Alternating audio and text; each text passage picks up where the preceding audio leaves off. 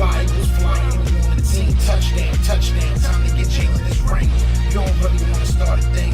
This a bird gang nation, baby. It's a Philly thing. Hater, and you looking like you type trash. I'm just here calling with Philly the podcast. And we can call a man dog or watch Miles score off the handoff. Rest of the division, your man soft. Jackson like Sean, hunting like Randolph. Season here, really time to do them in. Your boy Philly Fresco. Thanks for tuning in. What's going on, you guys? It's your boy Joe Castro, aka Philly Fresco, and it is another episode of Philly the podcast. So obviously we got the Saints this weekend. So today I went and got my guy to basically break down what we should expect from this Saints team. So I went and got Chris Rosvoglou. I hope I said that right. I hope I did it right the first time. But Chris, it's an honor to have you on the show. How's it going, man? I'm doing well. I'm glad to talk about this game. This has been one of those that has been kind of circled on the calendar for a variety of reasons. It's going to be pretty interesting, and I'm excited.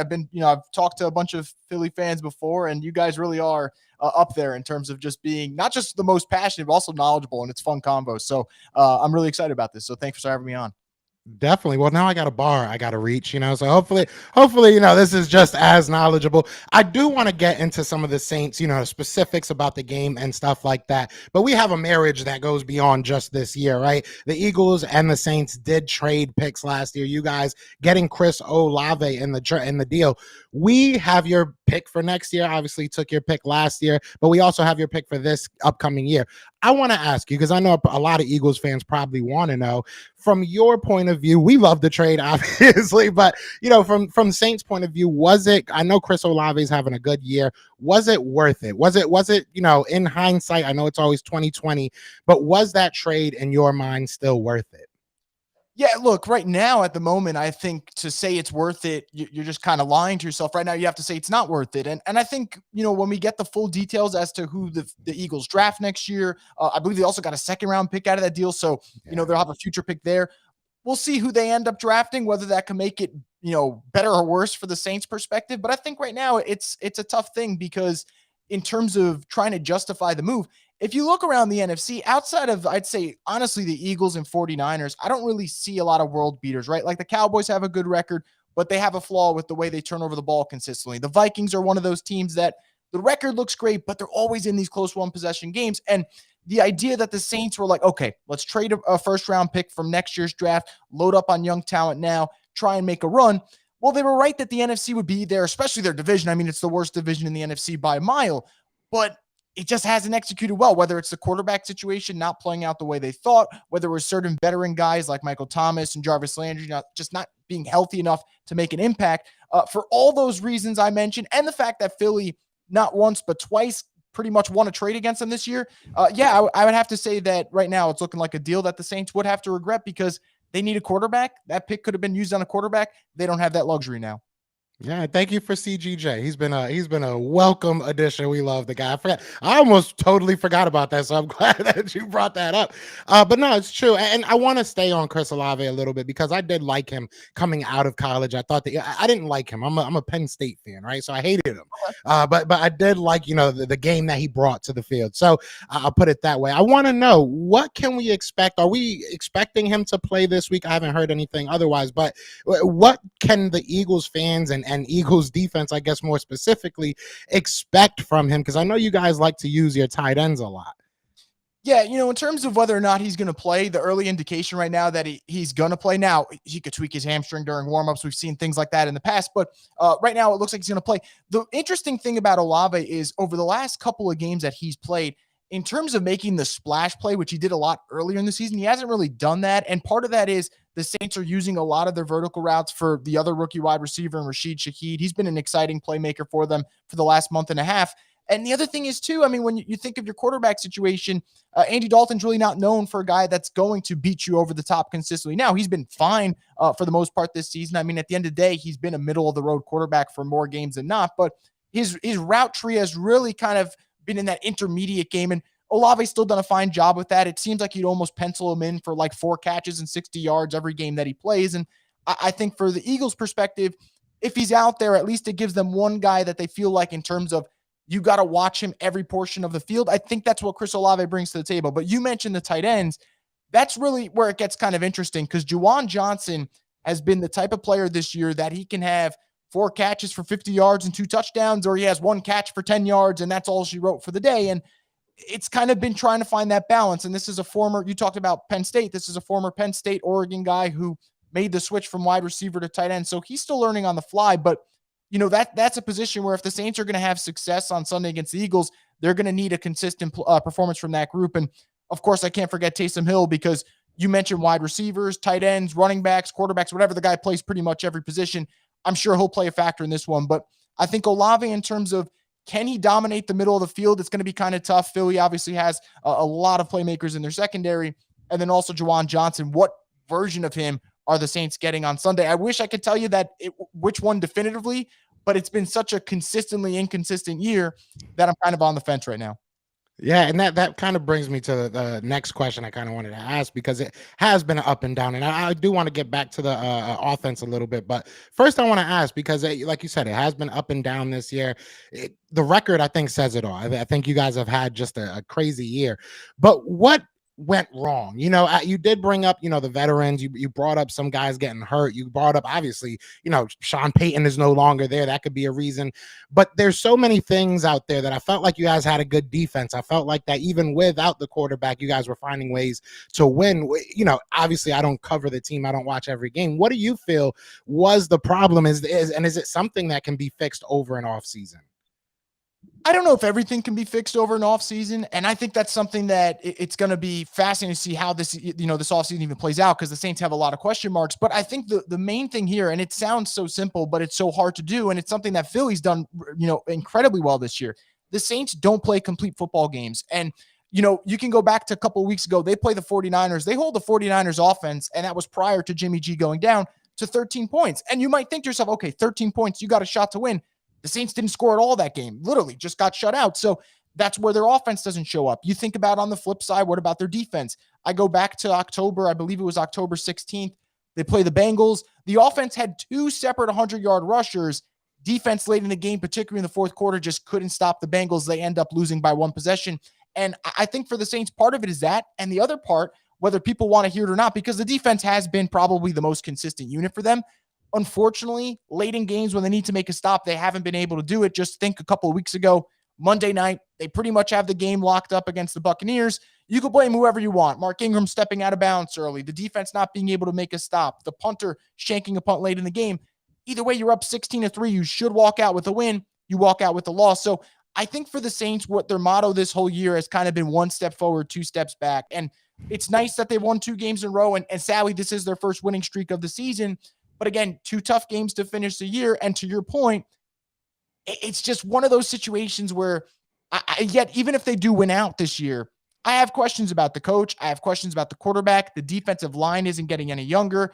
I think they can use kind of an injection of youth at the running back position. They need to get younger there and a little bit more dynamic. So it is an aging roster. I don't think this is one of those you completely rebuild. But you're seeing this year, like a lot of that age is showing. And more importantly, you're seeing the loss of Sean Payton showing, because if he were there, I'd probably give them at least another 2 wins to their record. Yeah, that's interesting. Yeah, Sean Payton was doing a lot with that team with not very much, at his helm. But the one thing that he did have, and one thing that the Saints have had for a while, which I wanted to bring up, going on the offense, is a Alvin Kamara. Now, I've read some articles and I've seen some things, heard some, Saints fans kind of complaining about how he's being utilized. So I wanted to ask you, is there something to that? Is he being underutilized? And how can Eagles fans, kind of, because as Eagles fans, we're expecting you guys to give it to Alvin Kamara every play, but how is he being utilized? Is he, in your eyes, maybe being a little bit underutilized?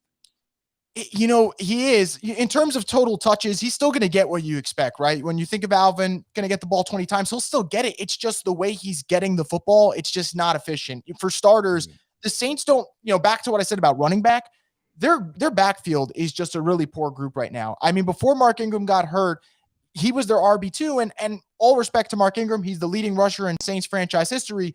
His best days are they're past, they're gone. And that's really not the type of running back 2 you want, but that's the case. Now he goes down. Who do they bring in? David Johnson, another running back who in 2016, All-Pro, one of the best in the game. That was 6 years ago. So the Saints put so much pressure on Alvin Kamara. Now they're using him not just as that kind of do-it-all back, but kind of in between the tackles, being a bruiser back. And that's not him. And he's had the worst year in terms of yards after contact. Part of it is because they're running him up the middle instead of getting him on those outside zone runs and those stretch plays and those toss plays that they ran to perfection for years with him. And the weird thing is he's not being used on third down. And you'll probably see on Sunday when the Eagles play the Saints, part of it is they don't like him in pass protection. And I get that. Like, you don't, if you're going to pass and you don't want Dalton under pressure, get someone else in there. But every time, especially on third down, when Alvin Kamara, what he does well is receive. I mean, this is a guy for the first 3 years, I believe he had 81 catches. So it's the way he's being utilized. And it's gotten to the point where Saints fans, regardless of if they win out, if they somehow steal the NFC South, people are going to call for a change at offensive coordinator because they're frustrated with the way he's been used. And we'll see if it changes on Sunday. But I thought it was actually going to change a couple of weeks ago, and it didn't, because they told you, they led you one way as we're going to get the ball in his hands, especially as a receiver. Didn't really happen. So outside of one fantastic game against the Raiders, it's been an underwhelming year for 41. I will say, as a fan of Kamara, I do like him as a player. That's tough to hear, but as an Eagles fan, I'm all ears with that. I love that. I'm all cool with that. Don't give it to him on third down. I'm good with that. You did bring up your slot receiver. Forgive me, I'm not going to be able to remember his full name again, but you did bring up your slot receiver. I've been hearing a lot about him, a big play threat. Can you just kind of talk to me about what he's been able to bring in and where he even came from? How, because I'm hearing that he kind of is breaking out over the past couple of weeks, and is somebody that we should probably, keep our eye out, especially for a big play. Maybe not somebody that's going to churn out the yards, churn out the catches, but he can get over the top of the defense. Can you kind of talk to me about this slot guy you got? Yeah, so Rasheed Shaheed, this is a guy from Weber State, and last time I thought about that school, I kind of thought about Damian Lillard, and it's no disrespect to the school, it's just they're not really known for producing like these all-world athletes, but this is a player who the Saints took as an undrafted free agent and signed him, honestly, at first with the sole purpose of, hey, kind of redshirt him this year. They started him on IR, and you think, okay, after Deontay Hardy maybe leaves in free agency, you got your next return man. Well, Deontay Hardy got injured this year. Michael Thomas got injured this year. Jarvis Landry got injured this year. And you start looking at the depth chart and you're like, well, if not now, when? Let's play the kid. So they put him in. And this is a player who, to your point, is he a possession receiver? No. You're really not going to have a game where he has more than 3-4 catches. That's kind of the sweet spot for him. But in terms of yards per reception, I mean, this is a guy who's been consistently after games, you're saying, okay, 18 yards per catch, 19 yards per catch. And he is kind of that big play guy for two reasons. One, just his shiftiness, and two, he's actually a better route runner than people think. This is a player, when the Saints first put him in the system, a lot of us, including myself, thought, okay, going to be a lot of go routes, but you're seeing as the weeks go on, they're starting to expand his route tree a little bit more. And even against the Browns, I mean, this is a game where it's cold weather and you're thinking, all right, you're not going to be able to use him. 4 for 41, that's not bad when, the real field temperature, I believe, was minus 27 at kickoff. So he's really emerging, and this is a guy that Saints fans are definitely excited about. In a year that I know I've sound, incredibly negative, and I'm talking about all the downs, the Saints have two young receivers that make fans at least smile occasionally on every Sunday. Yeah, and I'm glad that you ended it like that, because that kind of perfectly segues me into my final question regarding your offense realistically. And then I got a couple about your defense, because I think people are kind of sleeping that you guys still got some dogs on that defensive side. But last thing I want to ask about this offense, you talk about having those two young wide receivers, having some guys that could be the future of the position. So what's the future of a guy like Michael Thomas? Is this maybe curtain call for him? Is it, maybe find a value in him somehow? Like what do you see the future of a Michael Thomas being for the Saints?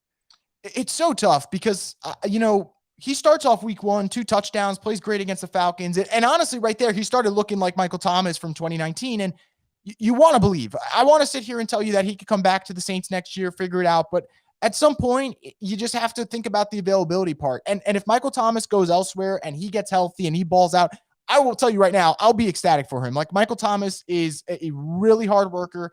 And in terms of the competitive side, I don't think there's a guy that's as fierce as him when it comes to the wide receiver spot. Sometimes you just have bad luck with injuries, and that's kind of been the thing he's fallen in. And for New Orleans, they're getting younger as a team. I think they're going to kind of have a little bit of a shift this offseason in terms of what type of guys they want to bring in. They put a big emphasis this past year on bringing in Tyrann Mathieu and Jarvis Landry and keeping Michael Thomas. And I wonder if they kind of want to switch it up now. Those veteran guys didn't really work out, maybe get a little bit younger. And I kind of think at this point it's better for both sides to move on. And I know some Saints fans don't want to hear that, but Michael Thomas post June 1st, if you get rid of him, it's not going to be that much of a burden financially as it would be before June 1st. But also, I just think for Mike, what's the situation here? There's an unknown at quarterback. Unfortunately, he has subtweeted the medical staff multiple times. And I think at some point the Saints are going to say, okay, like, you do you, we'll do us, and let's just move on. And I think that'd probably be best for both sides. So whatever they work out, whether it's a post-June 1st release, whether it's a post-June 1st trade or whatever it may be, I start as the days go on to kind of have doubt about him coming back. And just the last thing to mention about Michael Thomas, I mean, earlier this week, he shares a post on Instagram that talked about a report linking Brady and Sean Payton to the Saints. And while you might say, okay, that sounds fun, technically his head coach right now is still Dennis Allen. I'm not so sure the head coach would feel great about a player sharing that on Instagram, but it is what it is at this point. People run their course with the franchise. I kind of think he's kind of ran his with the Saints. Yeah, it's fine. I didn't even know that, but it's funny because I was gonna literally say, well, Tom Brady has just entered the chat because you got a wide receiver going somewhere. He's got to have a little bit of ends on that. But that's awesome. I mean, look, I'm glad that you said that you would still be excited for him going to any other team because I think Michael Thomas he bled a lot of blood for the Saints, and especially as an Eagles fan, I think that we've gotten the best of you guys the last couple times, but I don't forget that playoff game where Alshon Jeffrey dropped the ball. He put work against us. Michael Thomas has definitely had some games. So it's nice to hear that. Now, going to the defense, like we have said, it hasn't been the smoothest of sailing offensively or really defensively. It hasn't been all great. But you guys looking at the numbers, and please, if I'm wrong, let me know because it would make me feel better about this matchup. But what I'm looking at is that you guys are top 10 in yards allowed per game, TDs allowed per game, and red zone defense has been decent, has been pretty good. I think top 5 in that. So what has been holding this defense together? Obviously, there are some parts of the defense that we can look at the numbers and they're not great, but looking at that, those are important parts of this team. So who on this defense or what on this defense has been kind of holding it together? Is that something that you think the Saints can continue to maybe kind of fall back on? I definitely think it's something they could fall back on. In terms of what, it's kind of two things. One has been tackling. Tackling in the first 2 months of the season was so poor for the Saints. It got to the point where we were starting to count every week how many missed tackles. And sure, there's a bunch of missed tackles over the course of the game, but it's reached the point now where Saints fans, it's an afterthought. You're not really looking into it. You're not thinking about it. And that goes on the secondary. Guys like Tyrann Mathieu struggled earlier this year, like really bad to the point where you thought, okay, do you get rid of him after this year, whatever? He's been really good the last couple of months or the last couple of weeks of the season. And honestly, he's kind of hit that stride where you say, okay, this is what you brought him in for. He's given them that veteran presence. But I also think the linebacker play for the Saints, they lost Pete Werner for a couple of weeks to an ankle injury, and he's been so good this year. And you kind of think, okay, well, now that linebacker group's going to get exposed. Well, Caden Ellis, a fourth-year guy who's about to be a free agent, and the timing for him is perfect because he'll probably get paid off of it. Over the last 5 to 6 games, he's been fantastic, not just in terms of playing the linebacker position well, but also rushing the passer. This is a guy that they like to use in blitz situations, and his tackles are up right now at a career high. His sacks are up at a career high, so he's been great. But I also want to give a shout out to some guys like Cam Jordan, who even at this stage in their career where, you do have a record that's well under 500, and it's kind of easy if you want to turn out the lights and get ready for next year. He hasn't. He's a guy that gives 110% effort. He continues to lead that defense, and they're doing it right now without Marshawn Lattimore. Haven't had him since, I believe, October 9th. And part of that, you talk about the who. Well, Alontae Taylor, the rookie cornerback from Tennessee, this is a guy who has really played well, and I keep saying it every week, and I hope one week it does happen. He's on the cusp of making that really big play.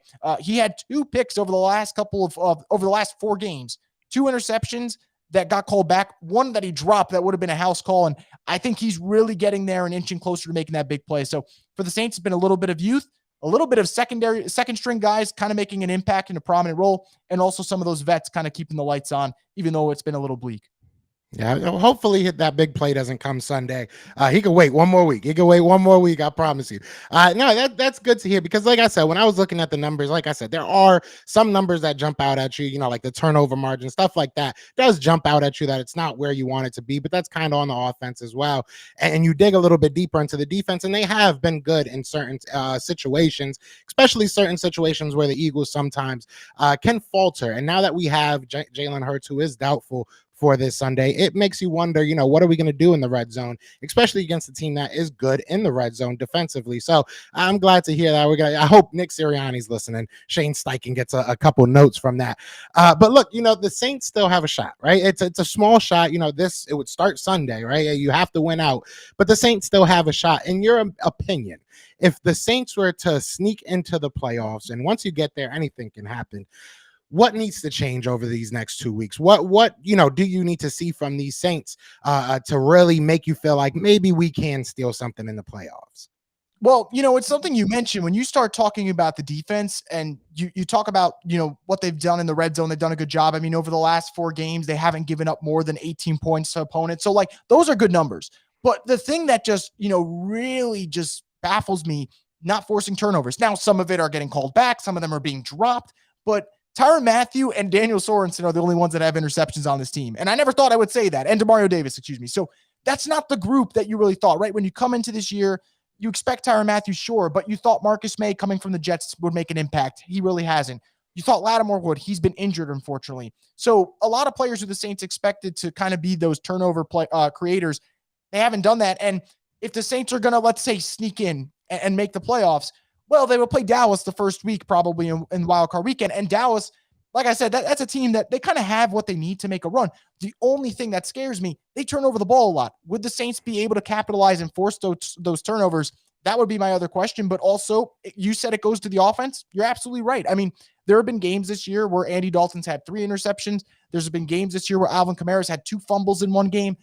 It works both ways, right? Yes, your defense has to force turnovers, but you also can't be loose with the football, and the Saints have been. So if they're going to, I kind of want to see what I've seen the last 2 weeks. Has it been pretty? No. A 21-18 win over the Falcons isn't pretty. A 17-10 win over the Browns isn't pretty. But you know what? They were clean with the football for the most part, and they also did a good job of staying even in the turnover battle, and they're going to need to do that. And even then, it sounds kind of depressing in a sense, but the ceiling would be maybe you get lucky and steal a playoff game because eventually you get exposed for being at best an 89 team if they win out. But if they're going to steal that game, and I'm sure Eagles fans would love nothing more than the NFC South to beat Dallas in that opening round, then you got to win that turnover battle.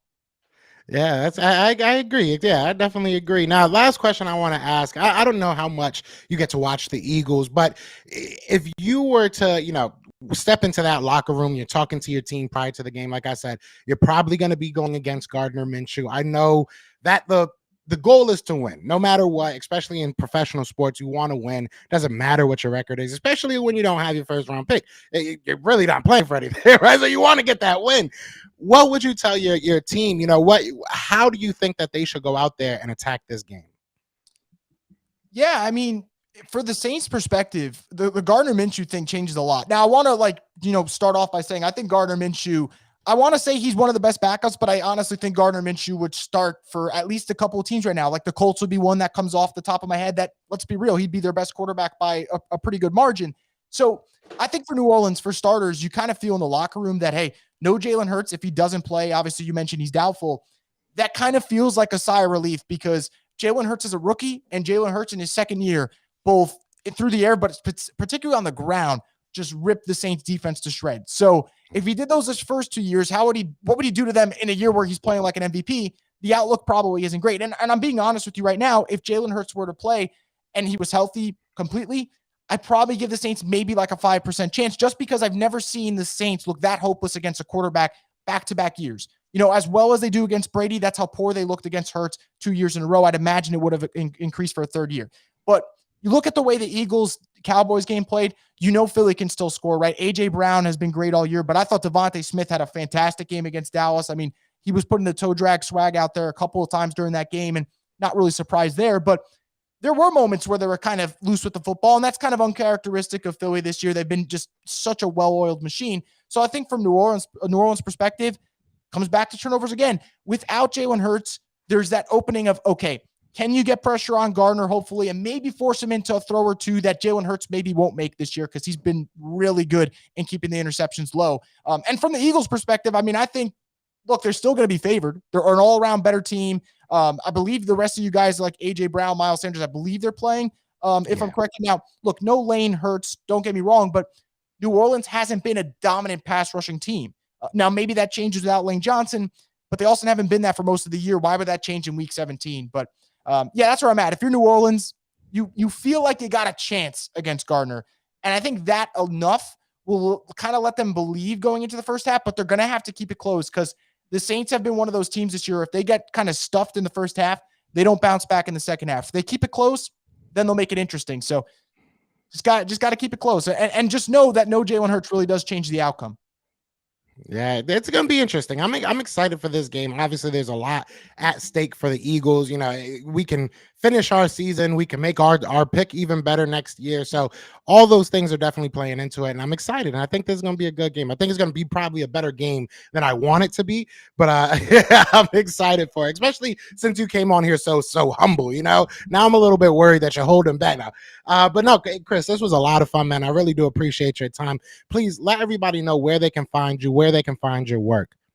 Yeah, so people can find me on Twitter at Rosvoglou Report, ROSVOGLOU Report. They can check out my written work at thespun.com or The Spun by Sports Illustrated, whatever they want to type in online. And then they can check out my podcast, Straight Up Saints, on YouTube and also Boot Crew Media. So, yeah, and I'll make it very clear. I had a good friend of mine from college who he's still an Eagles fan. We still chat like all the time. He'll make fun of me every time the Saints lose because the pick gets better. I genuinely actually like watching the Eagles. You mentioned before, I don't know how much I've watched the Eagles. I've always been a big Jalen Hurts guy. I probably have old tweets wishing that the Saints draft him. So I've been enjoying it, man. This in terms of Philly, people kind of give them that like arrogant vibe. This has been a team that really doesn't have that, and it's kind of refreshing. So it's been beautiful to watch. I feel like when the Eagles are good, it's because they have that family type feel. You know, it's just everybody's together, so it's always beautiful. I hope that we have a good game, man. And for you, man, I hope that you have a great new year, brother. And it was great to finally get to meet you and just hear about these Saints, because I have been hearing a lot of different sides of the story. So it's good to kind of get a knowledge of what the Saints are going to do this week. But I appreciate everybody that tuned in. Be sure to hit that like, hit that subscribe, and definitely go support my man Chris, man. He didn't have to come here and give us his time, but he did. You know what I'm saying? So let's go Eagles. I'm excited for this game. But other than that, y'all know what it is, man. It is Fly Eagles Fly. And we are out of here. Peace. Yeah. Fly Eagles flying on the team. Touchdown. Time to get Jalen this ring. You don't really want to start a thing. This a bird gang nation, baby. It's a Philly thing. Hater, and you looking like you type trash. I'm just here calling on Philly the podcast. And we can call a man dog or watch Miles score off the handoff. Rest of the division, your man soft. Jackson